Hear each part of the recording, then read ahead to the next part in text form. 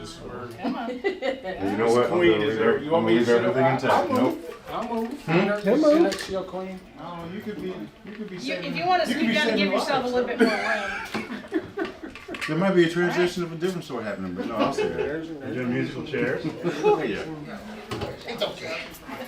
Well, first of all, candy going around. I mean, you gotta have a Assigned snack. seating. Pass that around. Hi, come on in. We got another chair if you need We it. got another There's one chair. right there. There's your wife's gonna sit there. Why don't y'all scoot down just a little bit, and let's see if we can make a little bit more room, so we're not quite so crowded. All right. All right.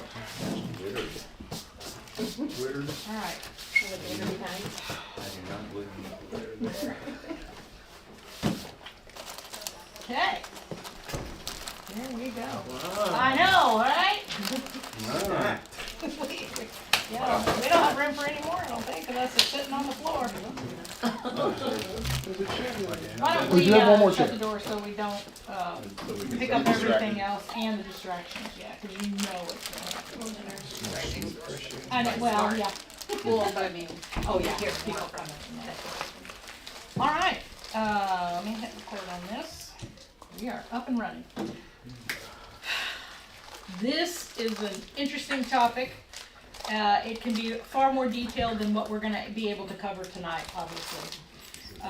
I've got a lot to share with you. You know my name. I'm Linda Kosh, and I want to make sure that each of you have an idea of what we're going to cover tonight before we kind of get rolling too much. I definitely want this information to be, of course, informative. I want it to be interactive, but remember there's so much to cover that if we try to have too many questions and try to delve too deep into any one of these topics that we're going to talk about, we're going to bog down and not be able to get through a lot because it's just so much. I do want you to ask some questions. The other thing is I've got lots of resources for you. I even have them in a document that I can email to you so that you can go click on them. So I'm going to want you to put your phone number and email so that I can send you, I'm going to hand you stuff, but I've done all the links for you so that you can have the document to go check it out yourself. Okay? thank you very Hi. much. We're going to need another chair. Oh, is there one there? Good, thank you. I can grab it. No, we got No, one. that's a chair. There's a chair, yeah. So if you'll put your name, phone number, email, I will make sure that all of you get the reference sheet. Even though it's going to be in this document that I'm going to give you, I want you to have it so you can literally click on the links and you don't have to type stuff in. I spent a good bit of time on that. Was crazy. But I wish I had somebody that had helped me and helped Lana. And by the way, this is my sister Lana. Yeah. Most of you know Lana. Had helped me. So I got like I said, I have handouts. I've got some guidebooks. I've got lots of tools that I want to share with you and show you. Everybody learns differently. Everybody is going to handle how they want to organize things differently as well. You know, some of you may be very organized, some of you may just want the very basic bottom line things that you absolutely have to do and move on. I wish that there was one central person or organization that could help you with everything from Medicare to Medicaid to Medicare to Social Security to funeral planning to all of it, and there just isn't. And there's not any one organization, like I said, that helps you navigate any of this stuff. Right. And you don't know what you don't know. Right. Yep. And I almost cried at the bank today. Not because I'm crying over Dad passing away. I'm crying because of how hard they make things in the most difficult time of your life. Yes. Yeah. Yes. Come on. Oh, it was bad. And then I had to, I wasn't raising my voice or anything. I just was very frustrated. I should be able to do things, even as power of attorney. There should be things I'm supposed to do on my mother's behalf. I'm her power of attorney. But I am also the executor of my father's will. So that means I'm handling all of his business too. They make you go through the ringer and go through hoops. Anyway. That's all. That's part of the frustration of this.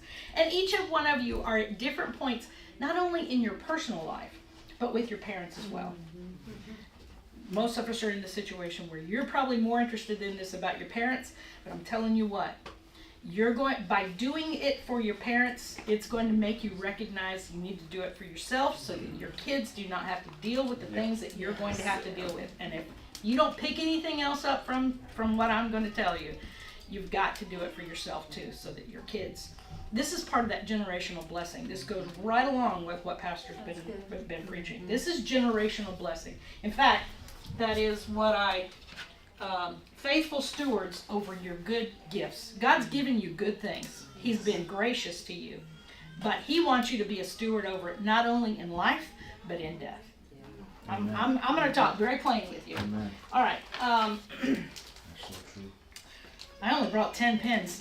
So some of y'all are going to have to have your own pens, take notes, whatever. All right. Are you gonna show you?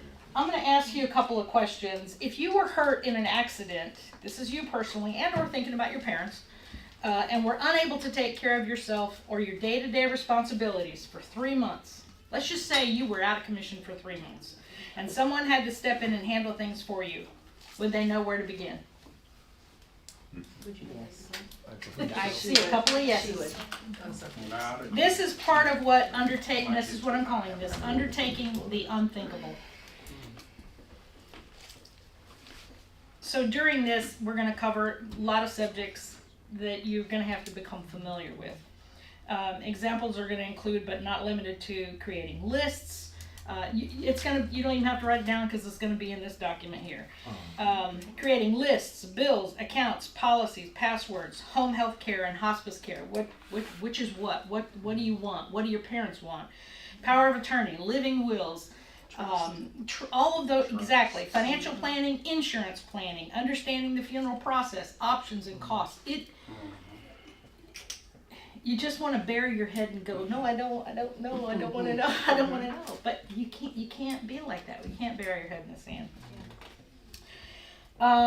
It's more than just funeral planning. I mean, that's a part of it. You'd rather make the choices about what you want than somebody making them for you. We'll talk about that in a minute. Making life easier on the people who love you enough to take care of your business when you aren't able to, regardless of the situation, whether it's illness, accident, or death. So the unthinkable is going to happen. Yeah. When you were born, guess what? There's going to come an end period. That's right. No one is immortal. And I know that you're dealing with this immediate as well. And it's very fresh for you, just like it is for Lana and I and John. And anybody else that's lost someone just very recently. But I want to help you navigate it with a little more awareness when that happens, or being prepared enough that you're not second guessing yourself. And the other thing is, none of us are promised tomorrow. Accidents happen. My dad passed away at 50. I'm going to tell you a little bit about that in a minute. There are people that, a 20-something-year-old with 3 kids passed away. People that have passed away on these airplane crashes. I mean, all of it. It's sad, but heartbreaking at the same time. These things may seem trivial now, but they aren't trivial when you aren't around to take care of them. Don't assume someone knows, or assume that your attorney or agent has copies of your documents. You can't fix it if you're not there. You won't care anymore once the Lord calls you home, but the purpose of this class is to lessen the burden for those that are still here. This will allow your family to grieve for you rather than second guessing the what ifs. It will also reduce the guilt, the confusion, the uncertainty, and the anger. You want to leave behind love instead of questions. Leave memories, not a mess. Eliminate the scavenger hunt. I get chills because this is so close. You're right. Do you have a will? I'm gonna ask. I kind of want to know this. So you know you're not alone. Do you guys have a will? Who has a will? 1, 2, 3, 4. Okay. All right. Struggling to get a hold of my lawyer to get it updated, but I have one. Good. Very good. And you should look at it very often. often enough to make changes. You know, who I had chosen for a child when they were 2 would have been different for the person that I may have chosen when my child was 16. Yeah. Right? So you have to take into consideration where things are at the moment. You can't just have a set person and that's just the end of it. Do your parents have wills? Yes. Yes. Good? Yep. Did they? Your Yeah. dad? Okay. Only 32% of people in America actually have a will. So do you know what this means? This means that stuff has to go to court. And it also means that if your parents owned anything and they don't have a will, then guess who's going to get that stuff? The state is going to get that. Now, is that being responsible to the Lord for the things that He's given you and your family? No, it is not. Understand that planning for when something happens is more of a personal experience than it is for couples and families. I mean, you do have to talk about these things, but when you're having discussions about what you want for your funeral or whether you want to be hooked up to life support, all those very, very personal questions, those are questions you have to answer. Somebody can't answer or shouldn't have to answer for you or put that burden on someone else. And I'll give you a story in a minute. If something happens to me, whether I was gone forever or even incapacitated, whether it be a stroke, car accident, does the person handling my stuff know where my files are, what bills I have, what veterinarian we use, and where these things are located? Do they know that I want to be buried in a size 6 dress with the tag hanging out for everyone to see, even if it can't be zipped up in the back? I mean, I'm joking, but it's true. But it is true.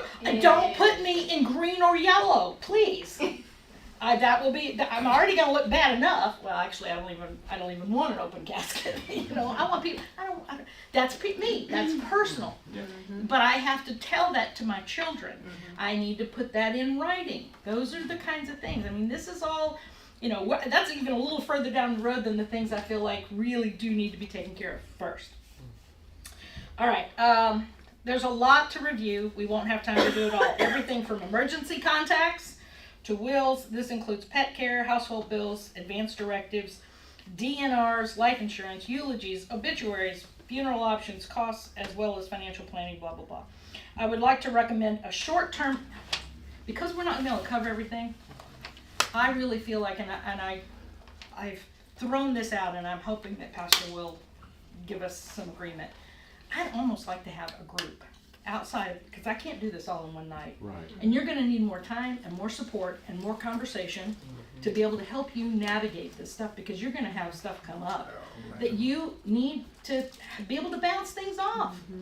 I mean, there's at least 4 other couples that I wish were in here because they're dealing with these things, right? So I would love for it to be a short-term, small group. We get together on, support, to be able to encourage each other, talk, pray, answer questions. Well, I've had this experience. This is what we did. This is what we did. Those kind of things. So I'm hoping that we can move forward with something like that, if y'all would be interested enough. Okay, good. Yep. I had a feeling. All right. You may not agree with everything that's presented, or you may just have a different viewpoint, but I want to encourage you to listen and use what applies to you and to your family. All right, a little bit of personal. I've now lost 2 dads. My father, Jerry Landry, passed away when he was 50. I was 30 years old. He was pastoring a church. Because he was diagnosed with liver and colon cancer, he was given several months, but in 30 days he was gone. When we took him to the hospital, he was having difficulty breathing. Little did we know how progressed he already was, and they gave him morphine because they thought he was in pain, which that wasn't the case. He just was struggling to get enough oxygen in breathing. And they gave him morphine. Well, guess what it did? It knocked him out. And then they come back with all the test results, and they say, we didn't realize how progressed he was. He's not going to wake up. His kidneys are shut down. And his kidneys were shutting down. So it was colon cancer that had moved into his liver.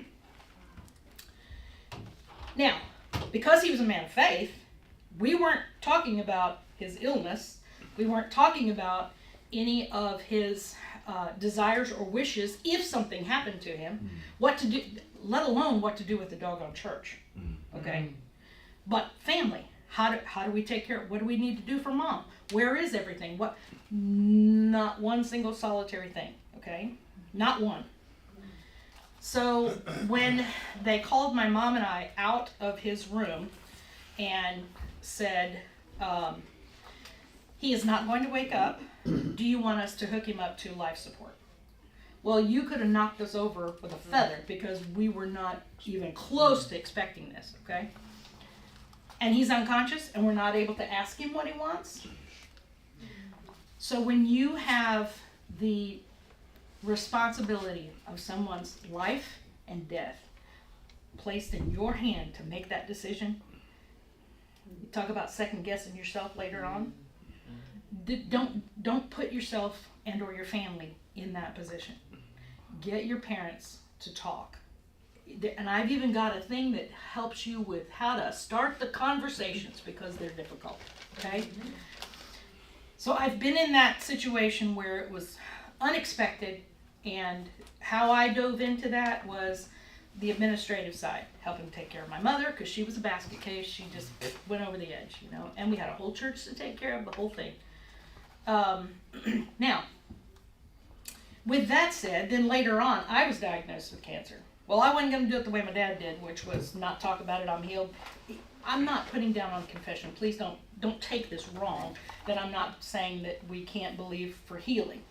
But there is a point where there are some natural things that you need to talk about. Yeah. So when I was diagnosed with breast cancer, and it was stage 3 and it was in my lymph nodes, there was a very real possibility that it was going to take my life. I had a 6-year-old and a 16-year-old at the time. And I called my siblings, and you, yes. I called my siblings and John Cheek and my mom that evening, had a family meeting. I'm like, we're not doing this the way Dad did it. I love my dad and I respect everything he did and the way he handled his. But I was not doing that. We talked about it. We talked about how things were going to go. Next, John Cheek. John Cheek and Sharon have put into place something I'm going to give you, because this is the very simplistic version of if you don't want to go in depth, this is the easy route. Okay? And sure enough, my mom had taken this and she'd written down some very basic things. You and I just saw this very recently. Different, very practical, very, very basic things. And she was saying that she wanted to be cremated because you know what? She's at a point where if I ask her, I'm not putting 100% of confidence in what she says at the moment, but she had written it down. Okay? So it's not necessarily a will, but it was her wishes. And so Lana and I both know what she wants in certain respects. So this is a very simplistic version. With John Cheek, he had filled out some of his, and I'd had enough conversations with him. It took me 3 years to get him to say who he wanted in his will, to say who he wanted to be his executor, to say who he wanted to be his healthcare representative, all those things. I'd already done it with my mom. But to get John Cheek to do it, stubborn as all get out, to get him to make some decisions. Because he had 3 other children. Right. I'm a step. 2 daughters, one in Florida, one in Illinois, a son that had already passed away. So I'm the one that's here, so I'm the one that kept pushing, right? Anyway, dealing with his, even though it's a lot of hurdles, I don't have questions about what I'm doing because I've had the conversations with him. I know what he wanted. I know how he wanted things handled. And I have the documents to go with it when I have step siblings that are wanting to be backseat drivers and they haven't even been in the car in 30 years, okay? Yeah. That kind of situation. Because if you got any of that, I'm telling you what, having stuff written will help you in those blended family situations as well. That's a whole nother topic and a whole nother class we probably all could benefit from, right? What happened among siblings? Yeah. What, Ken? Oh, when it can happen among it doesn't have to be step. That's correct. But if with John Cheek, with him, and I say John Cheek because my husband's name is John. with him choosing me, I'm not having to answer to people about what I'm doing. Now, I'm pretty transparent, and I'll tell them the things I'm doing, but I'm not obligated to. If you'd have been here and you wanted to know, he would have told you, but that's not what he chose to do, right? So I've got the paperwork to help me move forward and take care of the things I need to take care of. All right. Okay. And you would think that I would have my house in order after all this, right? Working on it. We are working on it. Well, let me tell you, I didn't have any of it together when this started, and I still don't have everything together. I do have a will. I'm pretty sure I have the advance directive, and we're going to talk a little bit about that, because some of those things are pretty important and pretty raw for me right now with John Cheek, and I'll share those. If anything, I want this to remind us that we have to get together. We have to do things together. We have to do things with our parents. We have to do things for us as a husband and wife, for our children, and that to help us to continue to assist our parents to get it together too. I hope to give you the knowledge needed to get it together, or remind you of the things that you may have forgotten about, provide an update or things that you may have changed. All right. So there are a couple of things. One thing is called ICE. You may know what that stands for. In case of emergency. There you go. In case of emergency. How many of you have an iPhone? You should have in case of emergency on your iPhone. I don't. Well, no, I have two phones. I have a work phone, which is an iPhone, and a personal, Android. There are places in your phone for you to be able to put ICE information. Okay, you need to do that. You probably need something like, I didn't include this one, but you can download something very similar and keep something in your wallet, or on your person, in your wallet, that is who to contact. Because what if you don't have a spouse or a kid with you and something happens? Who are they going to call? That's just pretty basic to have that information and have it in your wallet. How many of you know your blood type? Good. Most of you, some of you. Okay. It's a good thing. It's a good thing to know. Most people don't know their blood type. Is that the same as the blood of Jesus? Well, I know that one. That one will see me through a lot. That's definitely positive, whatever. Okay, so I'm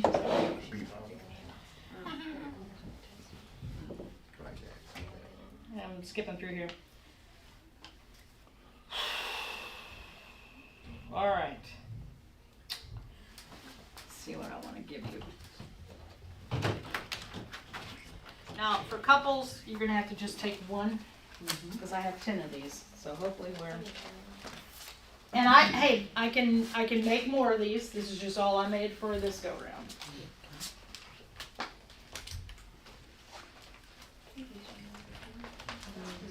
Don't get too far ahead of me.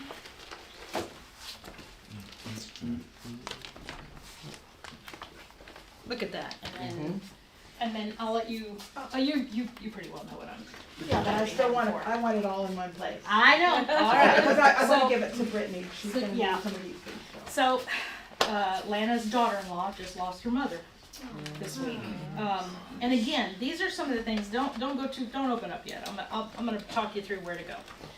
A couple of things that I feel like you have to know if you're in the medical field or a police officer, those type of things. You're going to know some of these things, but for just us normal folks, tell me what you know about.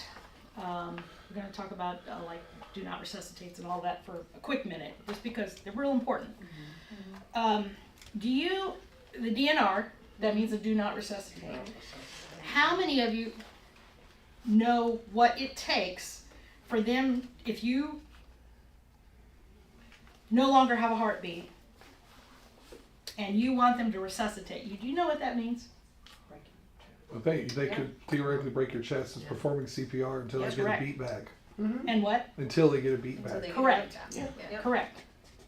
Now, John Cheek, and I've just been through this with him, because he was like, well, I don't want to make a decision. And I'm like, So what you're telling me, Dad, is you want me to make a decision in the moment. And he said, well, yeah, really. And I said that's kind of hard, to put that on me. Now, I understand, and Lana and I've had a discussion about this, she feels something completely different. But I understand her viewpoint for her and her situation with her husband, right? For me, making that decision for Dad, he's number one, he's 96. Yeah. You break his chest. Number one, he already had broken ribs because that's Right, part he of just what his fell. downfall was. So he's gonna know what the broken ribs feel like, number one, right? And you told him. And I said, do you know what that means? That for you to be resuscitated, they're going to break your ribs. He says, you're trying to push me into a decision. I said, yeah, I really am. That what does that do not resuscitate? I mean, that you want to be resuscitated. You want to be brought back. Well, you have to take things into consideration. His age, is it his time? You know, those types of things. But that probably should be a little bit more of a personal decision unless you have said now, and like I said, Lana and I have talked about this, and she feels something completely different. She wants the opportunity, if you're okay with me saying this, she wants the opportunity, depending on the actual situation, whether to be able to make that decision for her Tim, husband. for her husband, right? That totally fine, as long as you agree that that's what you're doing between a husband and a wife, okay? But for my stepdad, I don't need your life being in my care when I've got siblings and step siblings and on and on and on. I don't need that to be on my shoulders. I really need you to make the decision. Do you know what it means to be intubated? If you no longer can breathe on your own, do you understand what intubated means? Put on Because a ventilator. these doctors and these nurses will say these terms to you in the hospital, and Dad's like, well, yeah, I want to be intubated if I can't breathe.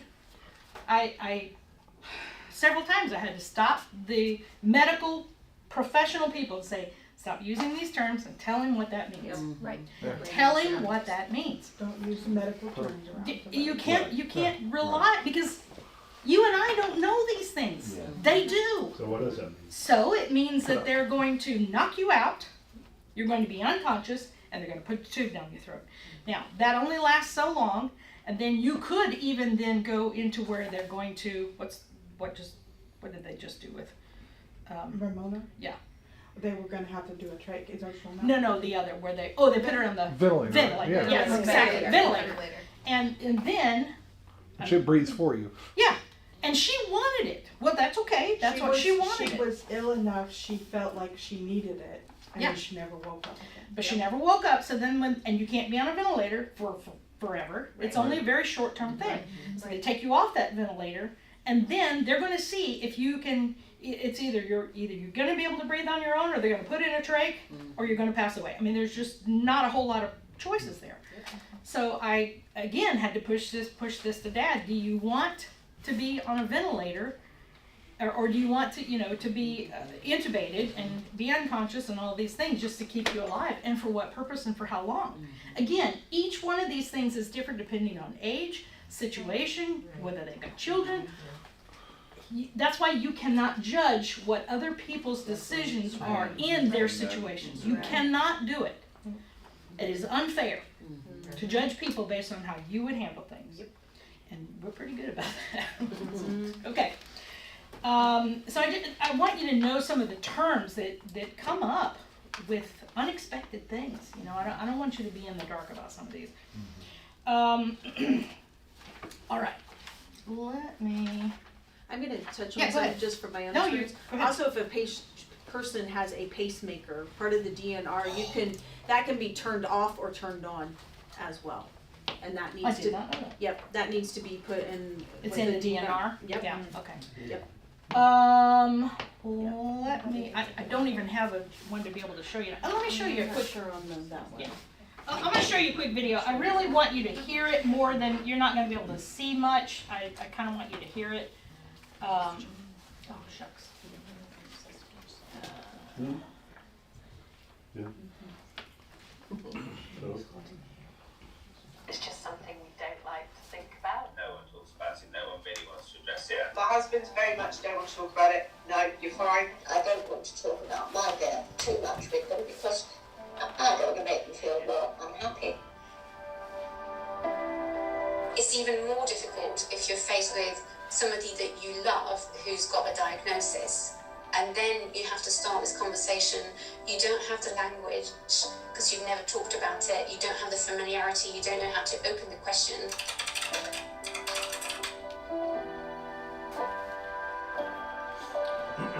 In our society, we're often encouraged to plan for our lives, planning for our births, planning for different operations if they need to happen, and also, as an extension of that, starting to plan for our end-of-life care. And that's increasingly important because more of us have a period where we are dying rather than just suddenly dead. So there's a chance to think about what that period will look like. When those questions are looking back at you and somebody saying, what do you want? It makes you really sit down and think about all the places that you might want to have your ashes scattered, or whether you want to die in hospital, or whether you want to come home and die. What are you going to do with your animals? Who's going to look after your husband when you've gone? Families might make the assumption that they will be able to speak on behalf of their loved one, and it's not an automatic thing that they can do that. It's important that they legally nominate a family member by making them a lasting power of attorney for health and welfare. The comfort knowing that, my parents have power of attorney and they can make those decisions when I'm not able to, rather than a doctor or somebody who doesn't know me very well. Just nudging doctors in the right direction to actually do this, but don't do any more, or this is not what I would have wanted, is incredibly helpful. Legally, we can't demand certain treatments, but we can definitely refuse treatments. So people can say they don't want to be resuscitated or they don't want to have artificial nutrition. I think a funeral plan is extremely helpful. Carl had made one, my husband, before he died. So we did know what he wanted in his funeral and what he didn't want. That kind of practical thing was such a comfort to the family. Allow them to grieve for you instead of having to worry about the what ifs. What if we've done this wrong? We don't have that. All right, so that's just a little bit. There's a couple of videos and you can go look this stuff up just like I did. In your book, first page says, it's the one with all the resources in it. That's the one that I can email to you so that you can click on every one of these links, okay? Go to the next page, and that is starting the conversation about end of life, so that you can have this with your parents, get them moving in the right direction, but also if you're having issues talking about it with your spouse or anybody else that you love, there's ways to be able to start that conversation. That's a 2-pager. Next is the Indiana Advanced Directive. This is actually the one that I used and was given at the hospital. I found this one online, and like I said, you'll be able to do this one. This particular one is 2 things. It is the healthcare representative, where they choose who they want to make decisions if they're incapacitated or they're mentally, maybe they're on drugs in the hospital and the doctors don't want them to make a decision. This would be a case in point, right? If they're on pain meds, the hospital doesn't want them making decisions, okay? So this one does both things. It's the healthcare representative and it's the advanced directive. So further down on that page is optional statements of preference, meaning the quality of my life. It's more important the length of my life. Is it? Yes, go ahead. So what if somebody's on Alzheimer's? They can't think straight. How would they sign that? So. They're not going to. Hopefully you've That's already, what I'm saying. yeah. Is your mom in that situation? No, No? I'm just Okay.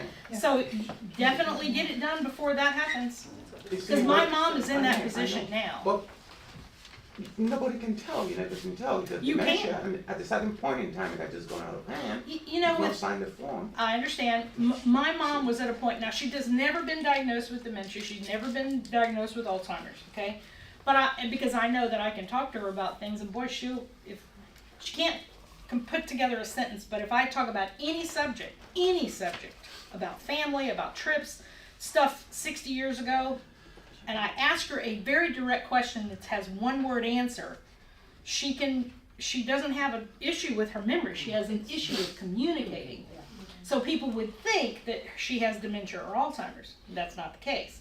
So she still is able to sign things. Now I don't have her do that because people think she has dementia, and she doesn't. So I already have her power of attorney, but she signed one very much like this. In fact, I think it might be the one. I think on the what next. she's saying is before diagnosis gets Yeah, done, before you- even the risk of it happening. Yep. Anyway, Now. I'm Yeah. just Now. saying, just like somebody having PTSD, the doctors will certify that you're not Most- deemed enough to sign that.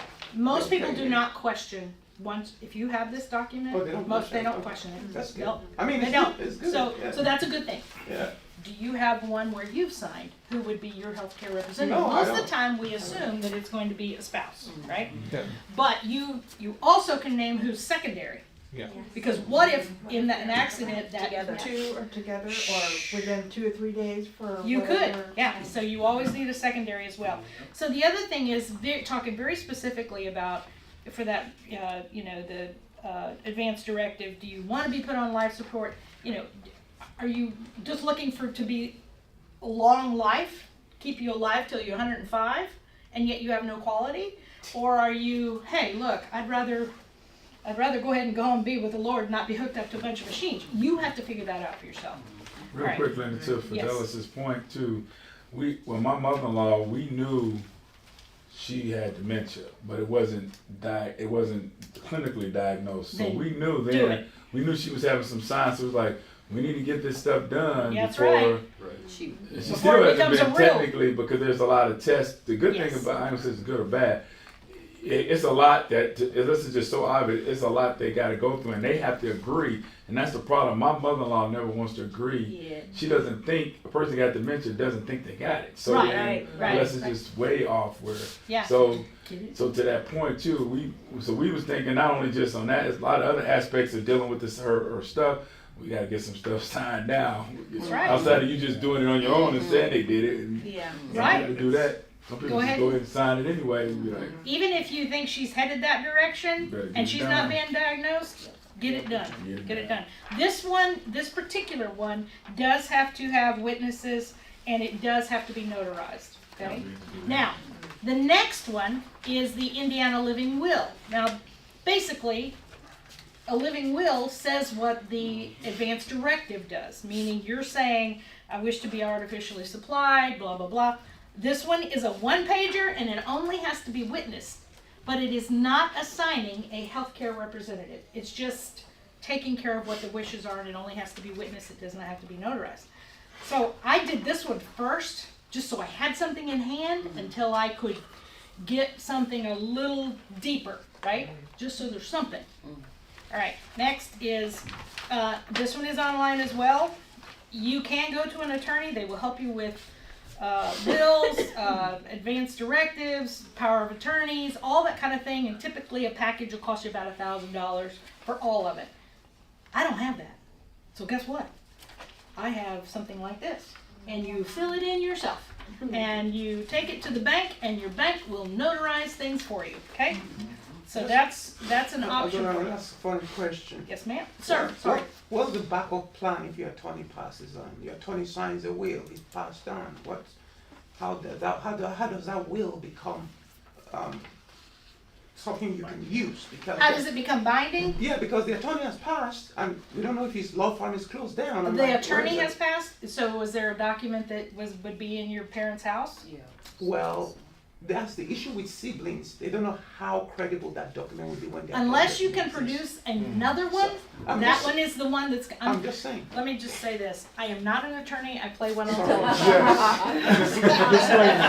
Disclaimer. Well, disclaimer, I'm not an attorney. I know, But I know if that. that's the only one that you have found, unless there is another one, by the way, that is one thing that a will does need to state, Yeah. that this one supersedes any other ones. That is one of the, there's only 3 major things that have to happen in a will, and that is one of them, that you say, this will supersedes any other thing that could be found. And then it's dated and it And has the it's- right number of witnesses and the greater date that supersedes is the one that is official. That's correct. Regardless, as long as it Right. meets all the criteria. And you can even have handwritten ones, but they have to have those things mentioned in a Now, to handwritten. Fazella's point, if you sign, if your lawyer was dead when it signed, if you died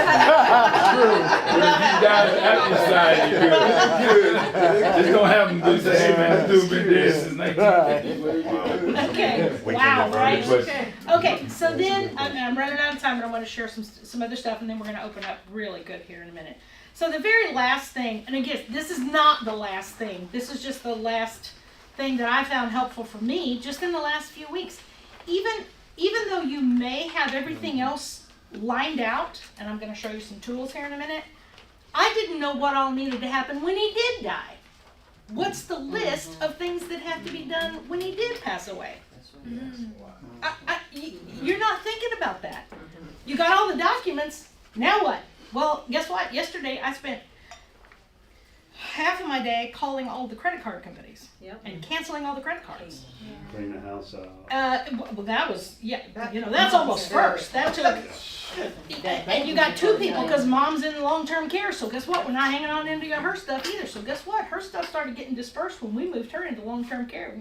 Who has room to hang on to everything? Right. So she's like, no, other than her jewelry, everything else has been dispersed. John Cheek started giving things away within the last 2 years. That was great. Yeah. That was helpful, right? So anyway, that is this document. Did everybody sign the sign-in sheet? Okay, good. All right, let's talk about some very specific things. Oops. I have given you links to each of these items. They're in that document. But I'm going to show you something even more powerful than this stuff. I'm going to give each one of you one of these. It's the paper one I talked about. That's the simple. You're each going to have that. Before you leave, I want every one of you to take one of those. Only one. If you need more because you have two parents and because you are two people, you're both, you really only need like 4.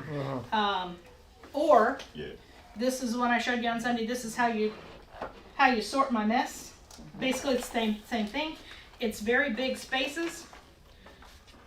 Especially for people that are older, that you can't read a little bitty thing and you got tiny little place to write. Where'd you find that at? It's in your It's link. and the link? Okay, thank you. And it is, this one's $7.99. This one is more $14.99, I think, something like that. This one is tabbed. It's got tabs on it. And it's a little nicer, got a little pin. Parents that went to college. This one, same thing. Each one of you are going to want to handle things differently. The one I'm super excited about is this one. It's called the knock box. Now, the box was mine. I ordered all the contents. Knock is next of kin. Knock box. Everything in here, this is all the papers. They're going to go in every one of these files. I don't have to make files. Oh. It's already made. Now, I put it in the hanging file, but every one of these, it's all there. All the vehicles, keys, bank accounts, insurance, kids, debt, assets. I mean, everything. For life. Well, that's what they said. Some people actually, and you can check out a video, I included a link, that they just wind up using this to help with your regular life. Yep. Let alone planning. Then it's already all there and you're not having to recreate stuff. So these all are going to get filled out and put in the right place. And it has protected documents. You can get one that's fireproof. I didn't choose the fireproof one. This is all the keys. We didn't know where the keys were for the tractor. I mean, a 0 turn radius tractor. I would say he had 1,000 keys. Oh my God, he had There were keys everywhere in the toolbox. They still have. My grandfather had a 40-foot pole barn. I understand. Oh yeah. Yeah. So this was called Knockbox. I gave you the link. There's a video for it as well. I just purchased the box to be able to put the hanging folder in. That used to be your sewing kit. It used to be my sewing kit. That's right. Well, I had to get a bigger sewing kit. No, the one I carry around for weddings. Okay. So this is. I've included a link. It's $129 for the kit that I got. If you get it with the firebox and where it's fireproof and all that sort of thing, there's lots of other things. But this one was for $129. I'm sorry. I don't have to make file folders. I don't have to come up with the documents. I don't have to. That's great for the information, but where are the documents? That's right. Right? So there's each one of you are going to handle it completely differently. We're gonna make that a Christmas gift for all the parents. You There's could. one for you, one for you. That's right. Please keep that taken care of. That's right. For your kids too. Say adult children now. Yes. Absolutely. Yeah. I mean, that's a perfect thing. All right. That's a lot. Yeah. But I covered a lot of ground. Yeah, you did. What kind of questions you got? Because there's so much more to this. You know, one question I had, it was when my mother's husband passed away, the bank, it was one thing that we struggled with, because when a parent is dealing with something, they just kind of lose it completely, and then, you know, you feel bad, and then you take on the responsibility. But I'm not living in a household, and to get in contact with the banks, and if you're not on the accounts, what you can do with the money, it was just terrible going through that process. That is a whole thing where you need your accounts to be set up as transfer on death. That's a whole nother topic. Again, these are things to talk about with attorneys, but transfer on death, which means it immediately can get transferred to other people without it having to go through probate and all that kind of thing. So transfer on death, a TOD, that is very important as well. I mean, this is great because I'm not sure if you heard from Kathy, I'm kind of going through this with my father. Yeah, I've heard that. And I'm getting I have like something similar to a knockbox and like listing all of his financials, his properties, his estate, and he's got things everywhere, unfortunately. And being an only child, everything kind of falls on me. Yep, So that's right. I'm his POA, I'm his DPOAs, his medical, financial, all of that stuff. And are you the executor on his will?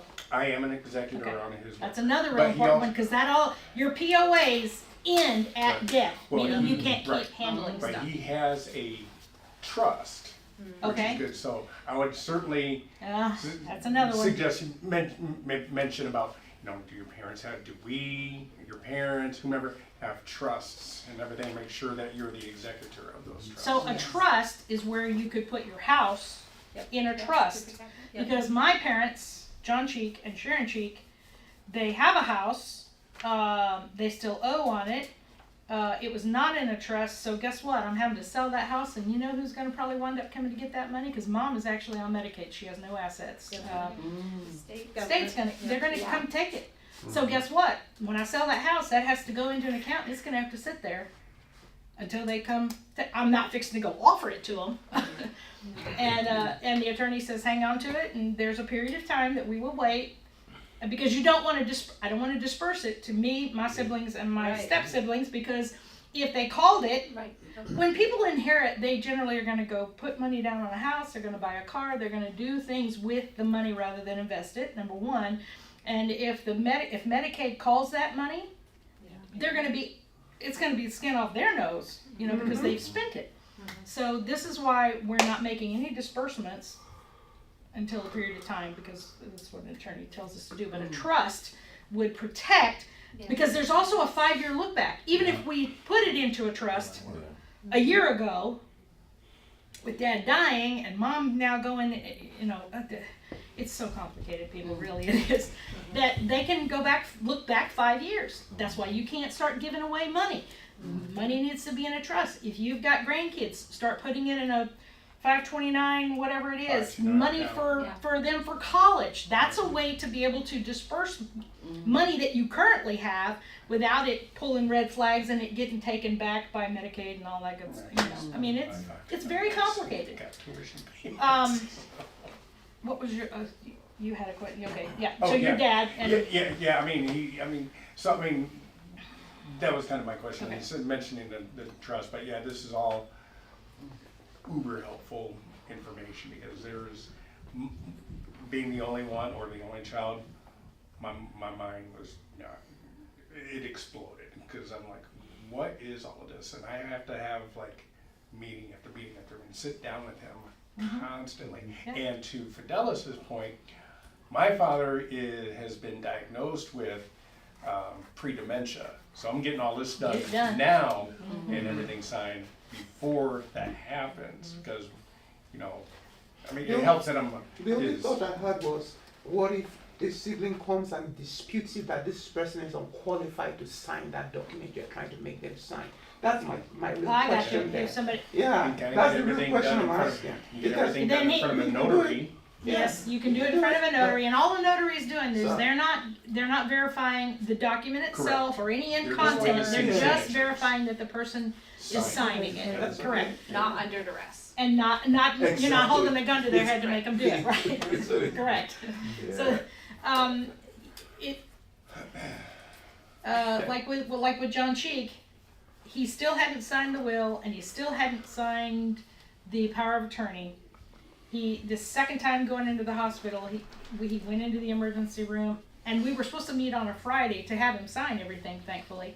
But this was Wednesday. I called the notary, the mobile notary, and I said, "Get here now," and had him sign them in the emergency room on Wednesday. And then, of course, the next Thursday he was gone. So. Yeah.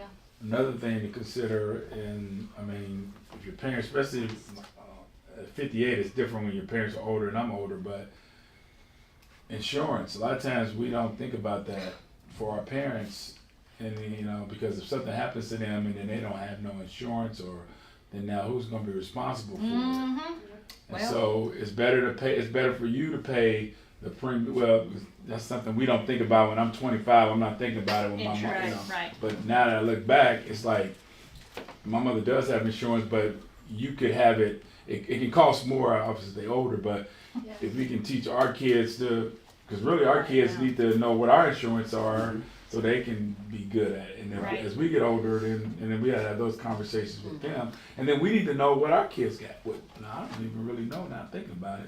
Right. The job insurance is one, but you ain't gonna always be. That's at not that life job. insurance. That's not life So then insurance. normally you get term or universal. Or long-term care. Yeah, right. That's a You whole get other. long-term We have care policies insurance. now, they're really popular, but they're long-term care. Yeah. And they'll pay if you do have to go in a nursing home, so they don't take your house. But if you don't use them for that, then they'll pay the whole benefit when you die. See, now that So- that sounds like a good deal. I wish we'd had that. We didn't have that. Those are really. So like for John G and Mom, John had, and he's been telling us this for years. He's got a $5,000. I'm telling you his business now. He's got a $5,000 life insurance policy. But I will tell you this: he's been paying on it. I calculated how many months he'd been paying on that thing. It's a $5,000 benefit. He paid over $9,000 for that $5,000 benefit. Okay. And they let him do it. And they let him do it. And he was only paying $24 a month, which was great because it was a set amount and it never changed even though he got older. But he paid over $9,000. You could have just kept the $9,000 And he put it could- in. Right. Put it in savings. Because as you get older, as you age out, because me and Sherry did ours, you age out, insurance ain't gonna pay you. I mean, like we got Yeah. a term now that takes us up to 80 something. Yeah, right. After And that, if I- you're done. We you're just out. gotta be like, You're out of take luck. whatever you got. So that paid for cremation because that's what he said he wanted done with it. Well, now I got siblings that want us to give them money to help bury him open a grave because they have a plot. He has a plot. Open a grave, put in a crypt, put it in there, and close the grave. That costs a lot of money. Dad didn't want to do that. So I'm like, if y'all are wanting to do that and bury him next to your mother, you can have the ashes. You're welcome to do that. Because I'm not interested in the ashes. That's me personally, and that's my siblings. We're not interested in that. They're welcome to them. But if they're wanting to spend the money to bury those ashes in a grave next to their mother, they're going to have to foot that bill. Because that's not what Dad wanted to do. Plus, now I'm going to use some of that money to go ahead and pay for my mother's cremation because she has no insurance, right? It stuff you don't know you're going to have to think about or deal with. I told you earlier about cried at the bank today, trying to deposit that $5,000 check. Do you know that came in the mail at Dad's house with no letter, no nothing, just the check, and it wasn't even sealed. Wow. Why? They didn't lick it. They didn't do anything. It was just in that envelope. And we watched the postman drop the mail off. He was doing something, and Tim said, "Go get the mail." I said, "Well, let me make sure Linda's okay with me getting the mail and taking it from here because I don't want her to be looking for it." But it was a good call that he said, go get it out. We didn't know the check was in the mail, but when I got it, I was like, oh my goodness, this is a $5,000 check. Anybody could have taken it. That's another thing, is these insurance companies, they won't talk to you, even though I have power of attorney and I'm calling about, his policy. I've got all the documents. They want you to email everything. They're not gonna email you back. Guess what? Any communication is gonna happen via mail. Mail. That sucks. You can't talk. No, sorry. Just be ready that you can't talk to anybody. That's Even, not every life insurance. okay, well, I'm glad to hear that. Your life insurance. We might need you to pass out your card. She works She's for not ready to do it. Here's my card. Here's my card. Hey, you get a card, you get a card. I don't work for Liberty. Oh no, you don't. Okay. If she gets commission. Something else, Linda. Yes, sir. Go ahead. We're dealing with my mother-in-law is 88 and my sister-in-law is elderly. She's 73. So we're dealing with two people in And that in happened this both, situation. and you weren't even realizing Yeah, it. The sister. because my sister was supposed to be taking care of my mother-in-law, so that's a whole nother thing. So we had to go move out of their house. And as I was moving out of the house, I was thinking, the way we had to move my sister-in-law out of her condo that she was renting a condo into over with her mother is the same way we would have had to deal with the stuff if she had died. That's So exactly we had right. to go in there and put everything out, and then put another house, and then we got stuff all over the place. Or you have And, to rent storage because now you're going into yeah. a smaller unit. But I will say that, and also with debt, if they have debt, like they got a lot of bills, like Linda was saying, you got to go through the different, pay a lot of. Debt can be a huge burden on someone if you're responsible having to pay for their bills. You can, and all these letters and all this mail, and what do you do with the mail when it's a somebody lot. dies? Oh, And Lord. so just being able to handle your parents or whoever's debt you're responsible for, and so my sister-in-law just happened to be in a place where she was working on trying to get that debt taken care of, but even that process is huge because when it comes to debt, and let's say that your parent is in a situation where they're in like getting like rehab and they got a big bill, like our bill was like $10,000 for like a month, $10,000, so we owe that. And so if they can't touch pensions. Right. No, they can't touch, which one is it? They can't touch Social Security, but they can take your pension. They can go after your pension. So the only thing that's secure in your monies when you get older is if you're retired, if you got a pension, they can't touch that. I mean, if you got Social Security, they can't touch that, but they can take your pension. And so what the thing that we learned about this is that if your debt ain't together, then your monies is can be really, really tricky. And I will give a couple of things on that, like the credit card companies. Thankfully, Dad paid his credit card bills every month in full. He had several. Again, I'm telling his business. He had several credit cards that had $15,000 credit limits on them. I mean, like Meyer. Why do you need $15,000 credit limit on Meyer? But whatever. And one of them had $14 on it. One has $700 and something. And every one of these companies was, we are so sorry. They took my information without me sending them anything. They're like, if you get any more bills, do not pay attention to them. If you would like to pay anything voluntary, you may. They were so gracious. But what was the word they used? You can pay some things voluntary, but these are unsecured debts. And he is gone. And I am not responsible for his debt. Okay? You are not responsible for that person's debt. Now, if they have a spouse, that spouse still has money. And That the spouse is on that debt. Yeah. The Spouse is on that debt. debt. Right, So doesn't this take is mom, why yeah. all of his credit cards only had his name. Now he had mom as a user, but it wasn't her name on the account. Except for one, his Harley Davidson card has it's her and him both. They want me to jump through every hoop under the sun. I've got to give all this stuff just to get it closed and canceled. And it doesn't know anything.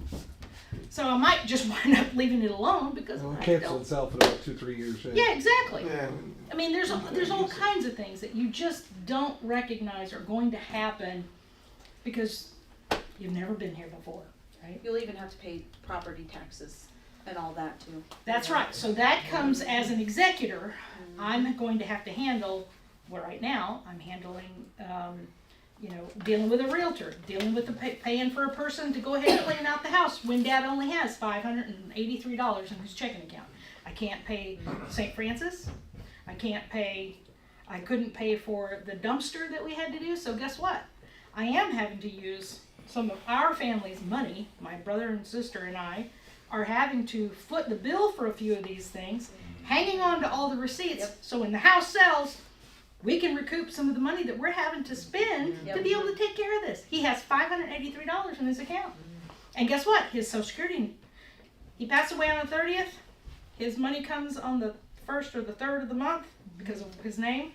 Sure enough, it came in. No, it came in. They took it right back out 2 days later. Wow. So do not count on any money. And now Mom's going to wind up losing hers. That's a whole nother thing because they let her keep her Social Security because she still had a spouse that was living in the community that was not in, and they will not impoverish the spouse by taking away her Social Security. So her Social Security is what I was using to pay the mortgage so he could stay in his house and he didn't have to go into assisted living. Oh, good God.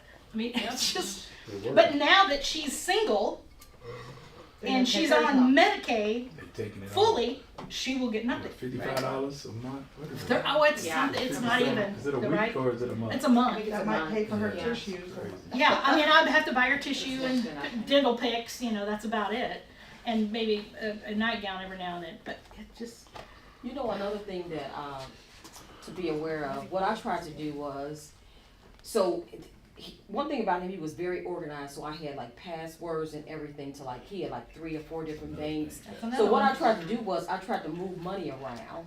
And so I actually went to the funeral home because we didn't have the policies. We had the policies, but we didn't have it. So I went in there with a check, from his account. And so she was like, let me tell you something right quick. She was like, I can't take that check because of the fact he has already passed away.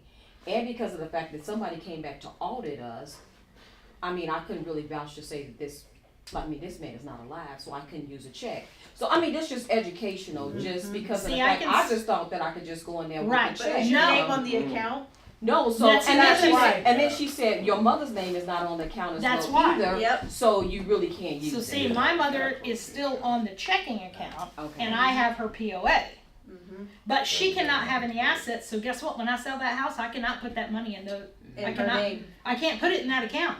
Because then that'll be an asset that she has. And they'll take that. And they'll take it. Yep. And then, so you have to know. You really do. You're behind from a hole in the ground. I'm telling you what. I mean, it's just, it's awful. But, some of us have been through enough of it that we can help some, at least. And that's what we're trying to do here. Yes, ma'am.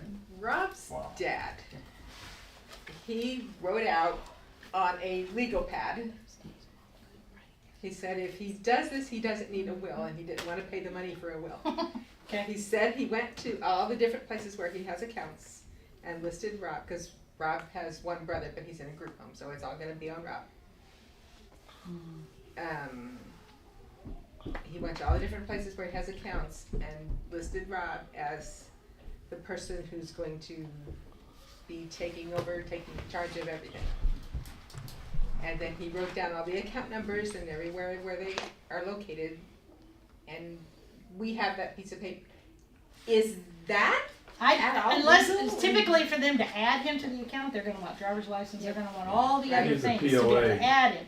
And it gets added, because Sherry just did that for her mother. She already had it for her mother, but her sister, because she wasn't on her sister's account. And so she had to show her POA, and then, so that's why they're still alive. Yeah, that's why they're still alive. So he needs to go through and do these documents. Yeah. Yes. Let me just transfer all that information onto that.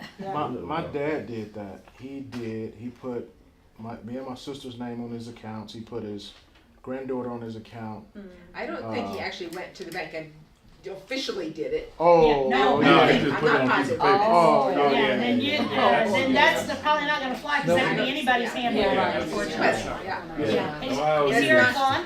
Right. And it's not signed, Then it's. drag his little behind to the bank and get it taken care of. Yeah, and then that paper on the back with the will, that'll help as far as, you know. The will would help with that, that's correct, but He's kind of opinionated and a tad bit stubborn.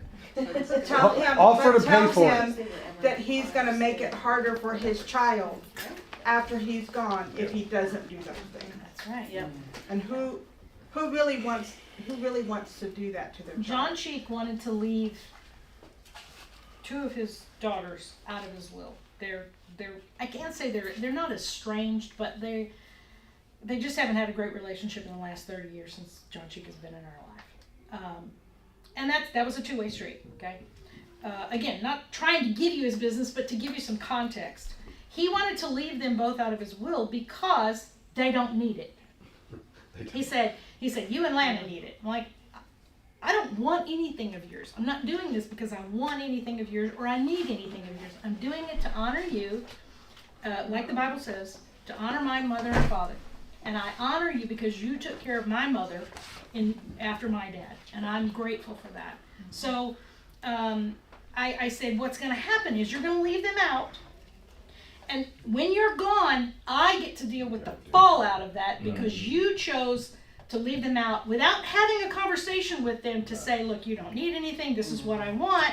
You leave me to deal with that. And I said, I'm not happy about that. I want you to do what you want to do, but I don't like the position that you're putting me in when you're gone and I won't have any backup from you. He put them back in. Thank you, Jesus. I mean, that's the other thing. I will tell you, let me see that 3. Nope, it's not on that. It's on this. Oh, I have yours. I'm sorry. Don't want that. 3 things I want to tell you. Last thing. Bottom line, consider and discuss end-of-life care with loved ones with a legal document, like a living will. Get it done. Organize your financial and legal affairs, including a will and a power of attorney. If you don't do anything else, do those 3 things. Absolutely. Do those 3 things. And I've given you all the documents and places to find them. Spend time with family and friends, making memories and resolving conflict if at all possible. Get it done. Get it taken care of. Get it off your plate. Get it off your back. Yes, go ahead. So my husband is just turned 65 and his health is not great. He's a welder and his body just can't do that heavy work anymore. So in the heat, 100 degree. Any temperature, because he has heart issues and he has bad back. He's got arthritis in his knee. Just got some major health issues. So I am finding out that I made some choices the wrong direction. So when you guys go for your parents or for yourself to apply for Social Security, think about it. Think about it about 6 months before you want to do it. For the simple fact that Tim is still going to be working, but because he has an HSA and we didn't stop it 3 months ago, they're going to take some of that money back from us. I didn't know that until they also, when you apply for Social Security, they automatically sign you up for Medicare and they will automatically drop you into the A and B. Again, this is deeper stuff, and I can help you with just my input and where we are with some of those things. Those are very important things, and you need to do it before. If you don't do anything, they make the choice. That's yep. Right. So you've got to make your choices ahead of time before you turn 65. John we just went to a training to know the difference between A and B, which I kind of know from my mom, but I needed to know now personally for us.